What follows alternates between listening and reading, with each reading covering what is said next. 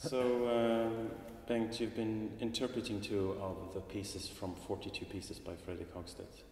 How come you chose these particular pieces? Well, the answer is very simple. I like them very much. But I'm very fond of most of the pieces. I can't say that I have a grasp of every 42 piece here, but many of them I'm very fond of. But especially the first one, if I may say so, the longer one, it has some traces back to, if you don't mind, I'm talking about the other composers here, Gabriel Fauré, in the melodic language, at least French. Yeah. And in the middle part, something little stern, Beethoven-esque thing. But that's not the reason why I like it, but it speaks to me very much. The second one is more mystical, I think, with these strange, it's an even pulse, but the accompaniment, or if you like, the melody, it comes on unexpected places. I like all such things when it's not predictable. That's what I like. Yeah. I remember you told me that you are very fond of short pieces in general, sort of. As well as long pieces. Yeah. but also short pieces. Very much. I mean, the idea of expressing yourself in a very short while, to have much to be said, but very shortly, and maybe sometimes in a simple way. Because you don't drown the music with notes, but you're sparse with the expression. That I like very much. Yeah. I mean, we talked about Beethoven, and Beethoven was one of the first to write really short pieces, the bagatelles, which, I mean, enormously full of content and expression, and the last 1 or 2 minutes, and it was enormously expressive. I remember I was amazed when I found them. Yes. That's quite amazing. Yeah. No one did like anything before that, I understand. You can compare Mozart with his short minuets when he was 6 years old. That's not the same thing. No, exactly. So, and of course, we have Schubert, who could also, well, many composers after Beethoven could write like that. But they were when you had your look at the pieces, were there any of the faster that also yes, were interesting for you? I can't play it for you now, but no, of course a couple of them I was more engaged in than the others. Because it could be very different. Yes. Because I think even in sonatas and like that, there are short movements.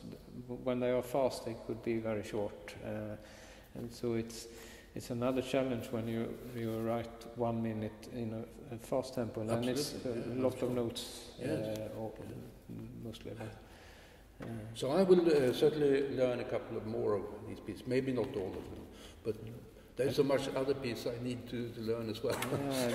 I'm so grateful for for any of them. Really, yeah. So, is there some other aspect? Well, I really appreciate that you are brave enough to use silence as well. Not only in the end of many pieces, which end with an empty bar. Yes. That's very beautiful. Yeah. But also sparse using of the tonal material. Only one. That's very expressive, actually. So it's a brave thing you have done here. Yeah. I must say. Really nice to hear. Yeah. I myself a bit amazed of what happened when you sort of open up to do this project. From the beginning, I didn't know how many pieces it should be, but I after a while I got into a feeling of very much freedom to try very different things. How come some of the pieces are quoting themselves? Yeah. What's that? Yeah, I think I want it to be really a collection which is possible to play from beginning to end, and where you feel that it's really recognize. And I always thought that was a fascinating idea to start writing. If I was a composer, write a piece in one way and then write it again, but see what happens with it. Yeah. If you allow it to go much further or a different way. That's something. Three of them are starting the same, and like that. How come it's 42 pieces? You wanted to change the 24 pieces. That's very usual with Preludes and Fugue 24 and Preludes by Chopin. Yeah, actually, this was 2 years ago when I was 42 years old.